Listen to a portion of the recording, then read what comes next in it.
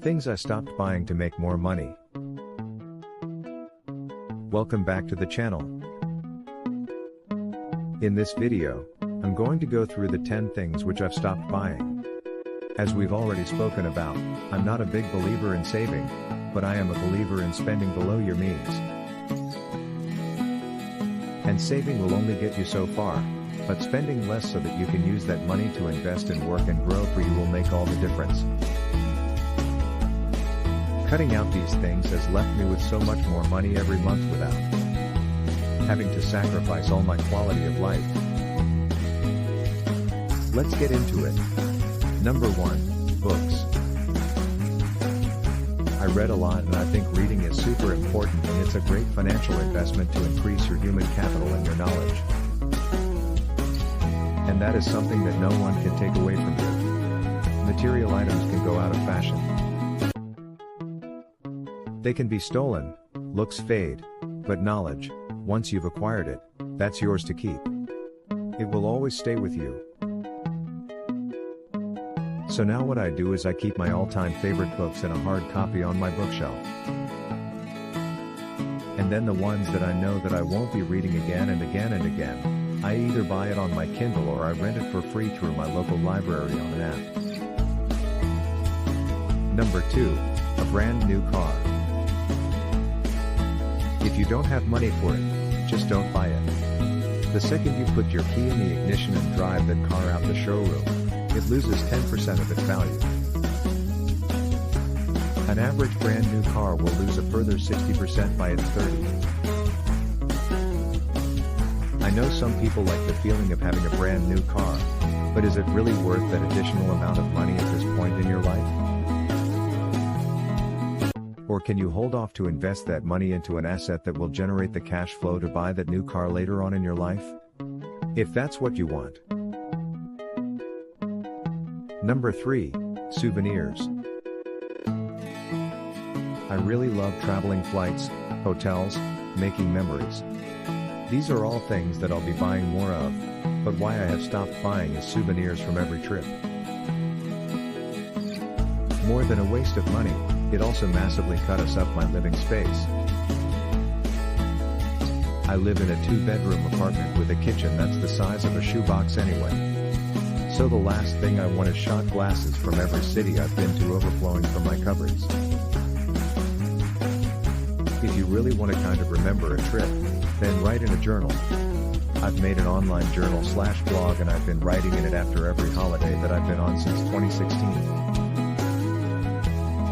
And I just read through it before recording this video and it brought back so many more memories than any souvenir ever could. Number 4, buying the updated version. The rate in which new technology comes out way exceeds our actual need to replace them. But regardless of this, we still do keep buying it. I've actually found that the more I have of a particular thing, the less additional happiness it gives me. So when I first got the Apple Watch, there was a big jump in my happiness in going from no Apple Watch to having an Apple Watch. Thought it was worth the money. I felt healthier. I felt happier with all the workout prompts. It did the job that I was looking for. And then a year later, a new version came out and I spent a few £100 more to get the upgrade, and that maybe 5% increase in happiness that I got from getting a slightly better version just didn't correlate to the amount of money I spent on it. So now whenever I think of upgrading something, I always ask myself, is it really worth spending that £100,000 more to upgrade this specific thing? Or should I rather spend that money on a new experience or a new item that will correlate more to the amount of happiness I get from it? Number 5, items on sale. There's a difference between buying something on sale and buying something because it's on sale. Sales can seem like a great way to save money. At first, because when stores do these 20% off, 30% off, 40% off sales, they're just actually using a psychological trick to make you justify that spending in your head. If there's a jacket that you were going to buy anyway, and now it's on sale from $200 down to $140, then yeah, you saved $60. But if you're buying it because it's on sale, then you've got to look at it like you're $140 out of pocket. Sales are just a way of buying things that you wouldn't have otherwise bought. And remember, it's you against these multi-billion-dollar organizations with huge marketing budgets behind them. Number 6, investing in things that I don't understand. This isn't one that I stopped buying, but it is one that I've stopped putting my money in. And it's things I don't understand. A lot of people put their money into investments without really understanding what they're investing in. And even if you do have a financial advisor, you should have a basic level of understanding in where your money is going, whether it's ethical, whether you actually want to invest in that thing, because no one would care about your money, and where it's going as much as you will. Number 7, fast fashion. I mentioned in one of my other videos how I haven't bought an item of clothing in the last 6 months.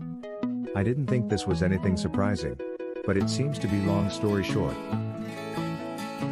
I used to shop out all the fast fashion shops you can think of, Forever 21, Gucci, whatever. But when I look at my closet today, none of those fast fashion items that I bought are still in there. I used to spend a lot of money on stuff that I'd wear a few times and then I'd get rid of them because it started frailing or it went out of fashion. Now I've learned my lesson. And when it comes to clothing, I'm so much more about quality over quantity. If something feels really good and it's really comfortable, then I'd buy it even if I'm spending a bit more money than I would have if that was a fast fashion item at Forever 21 or something. Also, I find that having fewer clothes just frees up my mental space. I don't have to spend much time deciding what I'm going to wear. And I have like 3 different tops that I choose between when I'm recording my YouTube videos. And it's just one less thing that I have to worry about. Number 8, anything higher maintenance. I want to emphasize the importance of avoiding anything high maintenance to save both time and money. Take luxury cars, for instance. While they exude style and status, their exorbitant maintenance costs can drain your resources. Instead, opt for reliable, fuel-efficient vehicles that require less upkeep, enabling you to allocate your hard-earned money towards more fulfilling experiences and investments. Remember, simplicity often leads to financial freedom. Next on is prenup. During special holidays such as Christmas, we usually give presents to an extended list of people, but right now we're going through a cost of living crisis and expecting to see the longest recession in our country to date, and honestly I feel like holiday gifts are things that we just do out of habit. And very often I get things that I don't even want or need, but then I feel obliged to give it back to that person and vice versa. According to Find.com, the average British adult would fork out £548 of Christmas gifts, and the average American will spend $990. And I'm not Grinch, but I think there are 3 ways to give back which will still be very much appreciated, and that way maybe other people won't feel like they need to spend on you. Just for the sake of it, either my overall mindset for spending is that I have absolutely no problem in spending things that really bring me joy and value.